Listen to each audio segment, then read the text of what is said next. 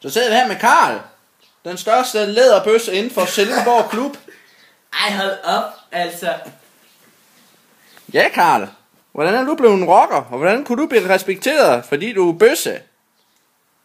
Jamen altså, det jeg startede med at gøre.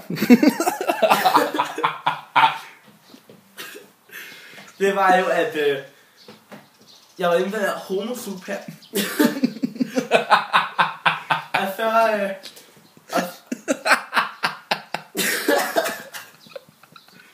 Undskyld mig, altså.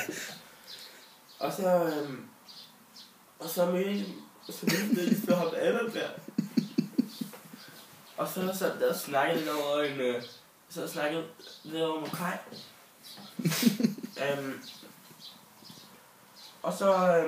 Og så blev det sådan hurtigt, at det blev mere og mere intim stemning mellem os. Han havde været supporter for HA i omkring 42 år, og jeg var helt i bygget med. Okay. Og så blev det mere intim stemning, så tog jeg med på rockerbogen.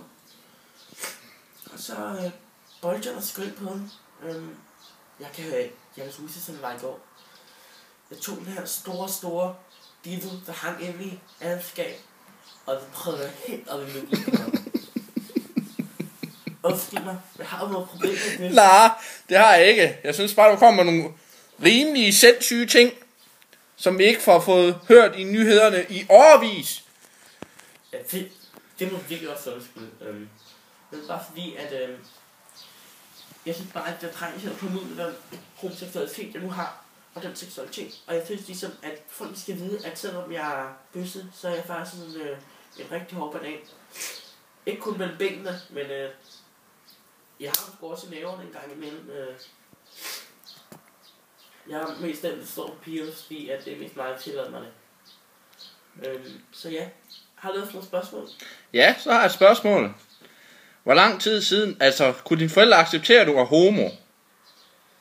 Jamen altså, okay. Vil I have breaking news? Jeg vil gerne have breaking news.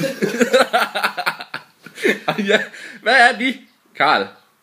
Altså, mig og Allan, vi er halvbrødre. Min bror, det er også Pia Kjærsgaard. Ej, det er løgn. Så forstår jeg sgu da godt, hvorfor I ligner hinanden på en prik, mand. Ja, det får jeg Pia at vide, fordi vi er faktisk halvbrødre. Nå, men altså, min far, han har altid været vild med børn, altså på en seksuel måde. Han skulle gennemsnittet mig og min bror synge sammen hver tirsdag aften kl. 8 til børnetime. Og fredag aften, der fik vi også tit nogle chips op i munden, hun næsten blev kvalt, fordi han elskede bare den magtkontrol, som han havde over os. Så jeg har haft en meget hård barndom, men derfor synes jeg ikke, at det skal gå ud over andre, der gerne vil være bøsser. Jeg synes, at de skal åbne sig op og ligesom bare være sig selv. Lige meget om de så får et chipskab i halsen, eller de får tæsk eller far. Så åbner vi op, okay? Ja, og det var så det.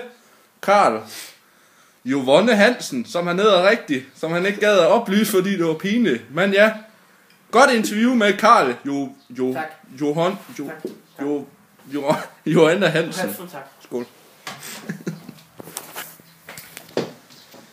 Dude,